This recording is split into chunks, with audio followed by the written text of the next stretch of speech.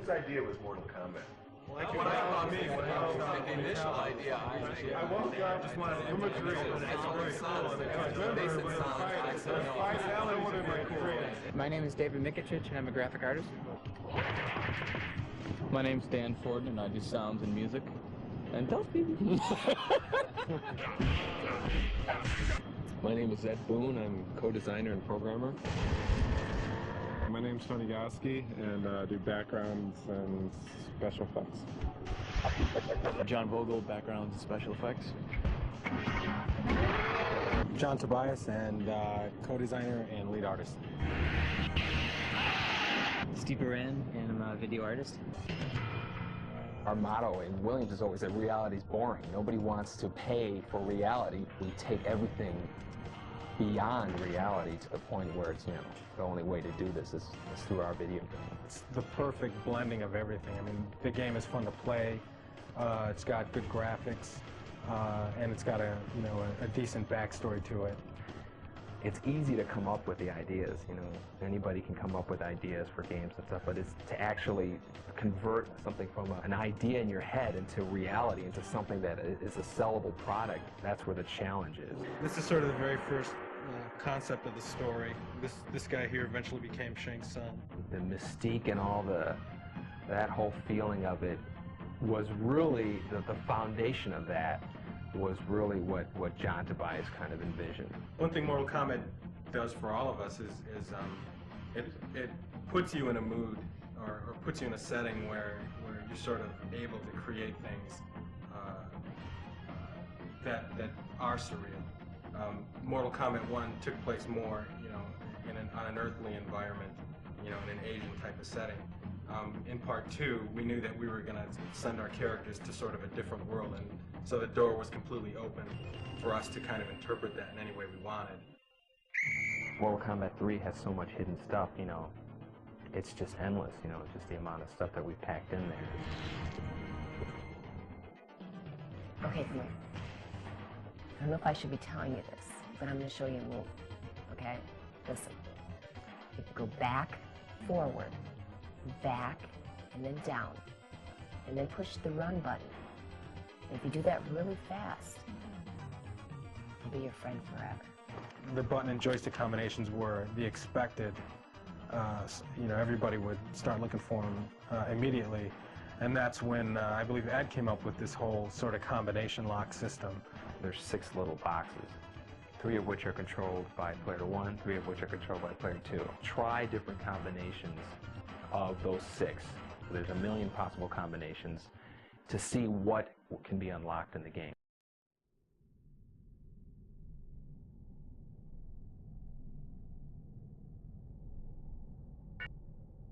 And then there's John Vogel. He did backgrounds for part 1. He did some stop-motion animation stuff for part 2, and he did some backgrounds in part 3. He worked on backgrounds along with Tony Goski.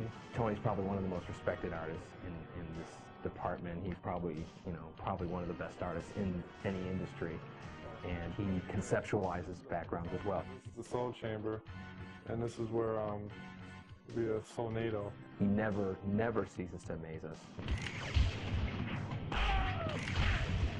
Steve Moran worked on Mortal Kombat 3. That was the first one he worked on, and he did the character graphics for John Tobias. I like doing stuff that's actually kind of shocking. Not so much violent or anything, but just stuff that gets a reaction. Dave Mikic, he's like our resident 3D expert. He kind of got everybody up to speed on doing 3D stuff, and he can crank out anything using a 3D program faster than anybody in the world. It's important for Mortal Kombat fame. Dan shows you cool stuff every couple of days. He just comes in and you go, great, this is awesome. And he's a lot like Ed, where I just have this confidence that, he's going to go away and come back with something spectacular. That's the Johnny Cage Nut Crunch, I believe.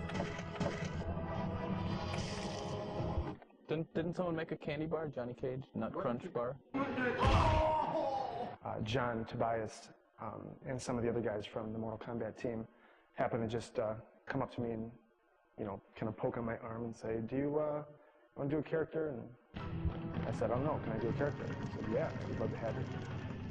People don't realize that there is a lot of work done in the actual characters and their costume. I've never asked John for a character that looks like something. He shows me something and says, what do you think of that? And I go, that's great. See, the inspiration, I think, for a lot of the characters come from all over the place. I mean, they come from movies I've seen when I was a kid. They come from books I've read. I mean, everybody gets inspiration from somewhere. I started out with NBA Jam as a cheerleader, and then I went to Revolution X as Mr. Helga, and they asked me to do Mortal Kombat. They needed a new Sonya. I said, sure, I'd love to do it. Pizza man. When I was a character here, that sort of like funded me going to school, because I wanted to be an artist like all my life. As with all the Mortal Kombat games, the characters are definitely the most interesting of any fighting game. Hey, get out of here, man. It's supposed to be... Between Sector and Raiden, who would win? Sector's got it. Raiden would win. Sector's got it in the bag. Raiden would Don't win. even try to... That's got it in the bag. Sector gets No, get your head out. We're going to settle this outside, man. Oh, I'm good for it now, buddy. Come on, pal. Come on. Well, let's see, a character would probably first start with me sitting down staring at a blank wall for a little while, and then after a while something will hit me and I'll just start sketching around different ideas.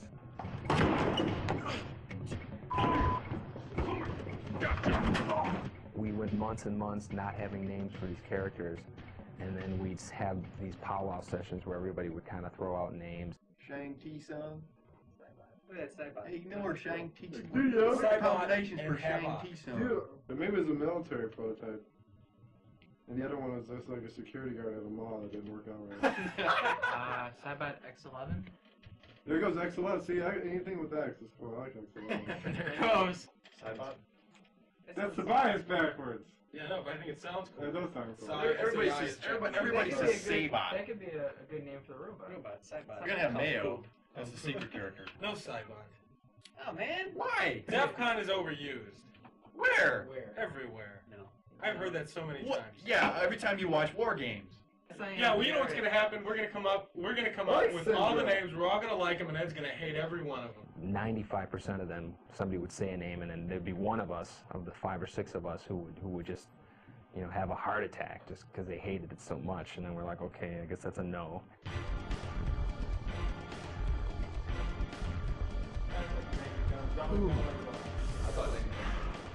That's good.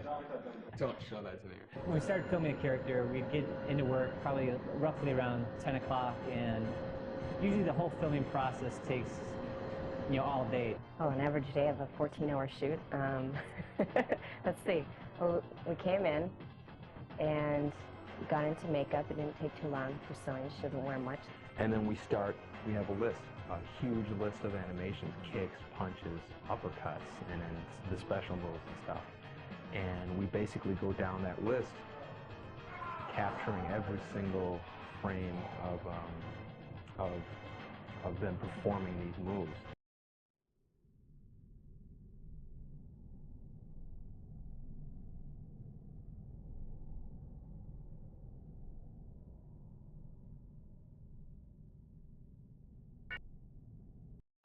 Hi, Raiden. Hi, Sector. 1, 2, back.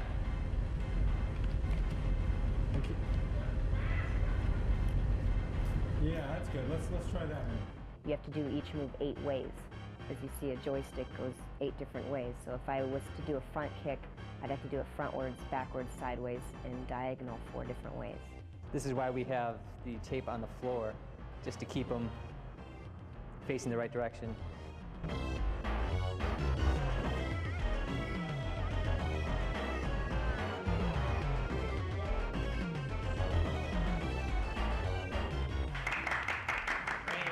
Here's the camera that takes in the signal.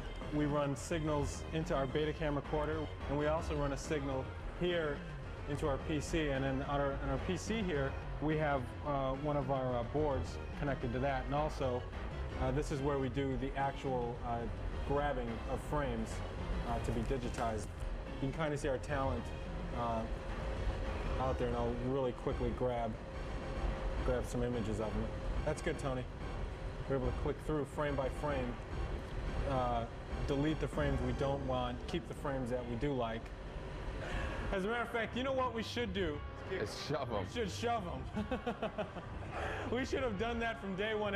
Somebody just push him real hard. We should all right, now the next animation, just stand there.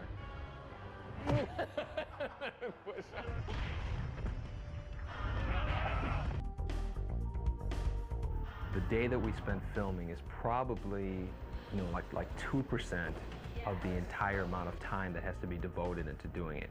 Once we get the digitized image, it's a lot like painting. And right now we're going through a process where we sort of filter the images through.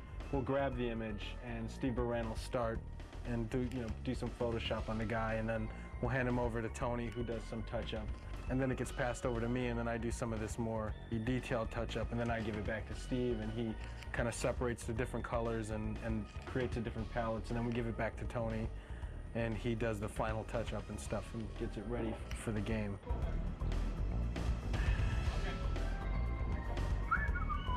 I did a drawing of this and everything. In 3D, you can make it any size and any lighting, any angle you wanted. Dave Michich did this, the 3D version. It's just ornamental, it's just like kind of a really neat background thing. But I was telling Ed about the story, like it's a soul cage. I'm working on a friendship move for our Shigoro character. That's her tentative name. She doesn't have a real name yet. Her move is she's going to turn around and she's going to pull out sort of plates and little sticks, and she spins the plates and the sticks and balances them on her hand, and she does this with her back towards you. Shiva wins. Friendship. This is Shang Tsung morphing into the robot ninja, who we call Ketchup right now, because right now there's a red guy and there's a yellow guy, so we call them Ketchup and Mustard. But they will have real names later on.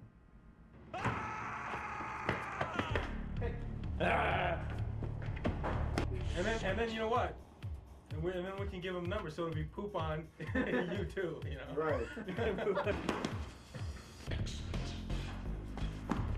Whatever can possibly happen in the game, I have to program the game to be able to do that. As you play the game, when you first start, the computer's very dumb. It'll just stand there, it'll let you beat it up, and then as you fight the second guy, it'll get a little smarter, and then third guy a little smarter, and it has to be progressive. It has to be something that's, a smooth increase in the difficulty, because if you play the game the first time and the computer kills you, you're not going to want to play it again. There's comfort in knowing that the other person is doing their job beyond your expectations. The good thing about working with that is you can hand them some artwork, and you can, you'll see it in the game pretty quickly. Time! You tell me time! 1 second. Well, we test the games. When it comes close to the time that the game is done, they have us come in and we just play it. We play them all day long and look for bugs. The difference between Mortal Kombat 2 and Mortal Kombat 3 is that they added a run button, and when you use the run button, it makes you aggressive towards your opponent. You're gonna have to keep on using the run over and over and over to attack your opponent. What we're going to show you now is a few simple combos that'll get you started playing. A lot of characters have a simple combo with kicks, which usually involves three presses of the same button. Like Cyrax has, you press high kick twice and then back and high kick for the final hit. And he does 3 hits and knocks the opponent away. My favorite move would probably be Kano's chokehold. It'll be down towards low punch. One of my favorite codes is disable blocking. Each player presses block twice when the code thing comes up on the screen. And it turns off blocking, so you can't be a defensive player. You have to play offensively or you're going to lose, because there's no way you can block anybody's hits.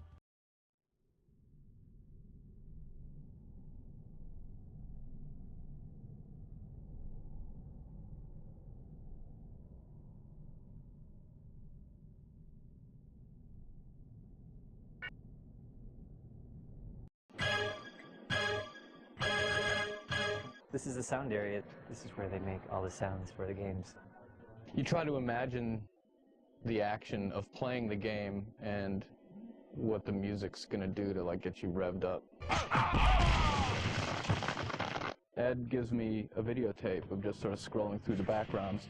I just look at that and try to get some idea about the kind of mood, the kind of setting that we're trying to represent. Now this one in particular, I was thinking, well, this reminds me of Mortal Kombat 2. It's got that very dark outworld feel that looks like Goro with this green thing in his mouth. Yes, I do know martial arts.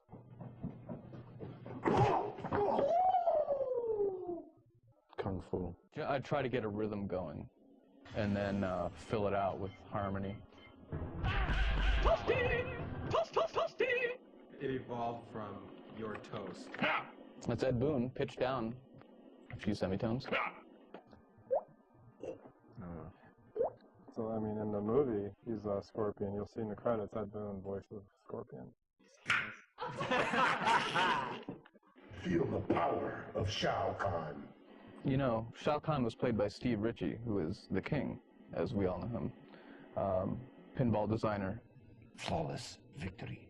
Basically, everyone has a set of speech calls for attacking, you know, punching, getting hit, you know, getting hit in the face, getting hit in the body.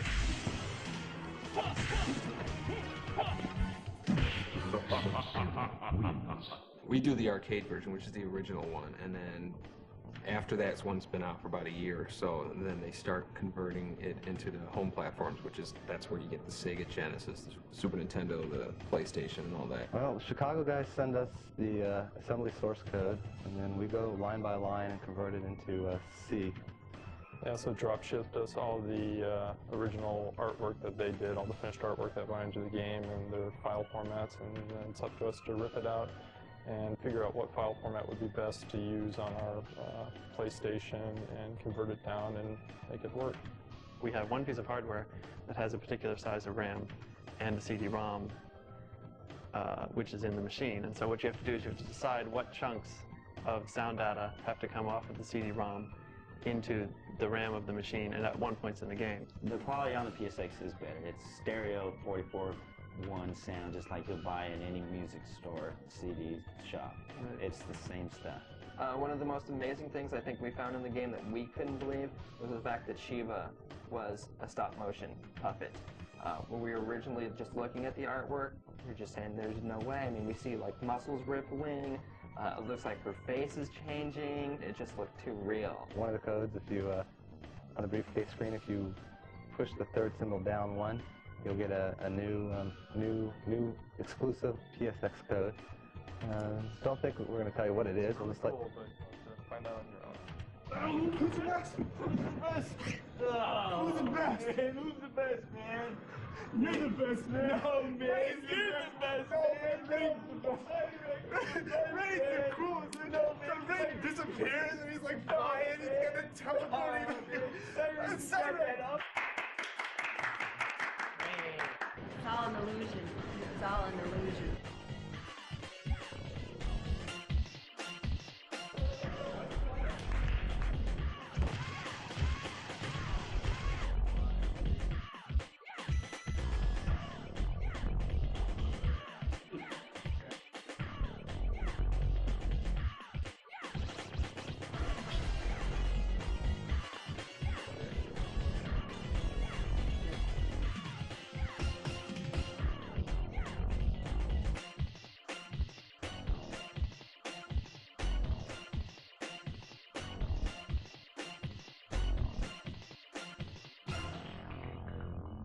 Open sesame.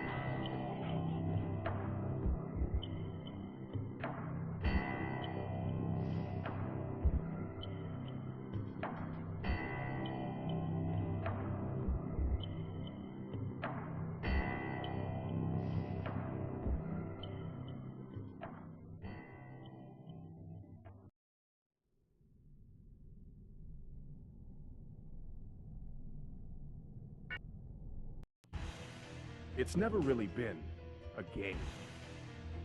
It's not about amusement. It's about power and obsession. It's controversy and it's battle. It stands supreme above all others. It is without question the most successful title in the history of our industry. It's a new realm. What ideal environment would you create to guarantee the success of a new game? What kind of a game would you design? How would you promote it? How would you ignite a firestorm of product awareness and set brand new sales records? You might want to start with a proven winner. Maybe a household word with a massive player base eager for new challenges. You'd want the most successful game anthology in the history of electronic entertainment. MK3. This masterpiece takes proven strengths and cranks up the intensity.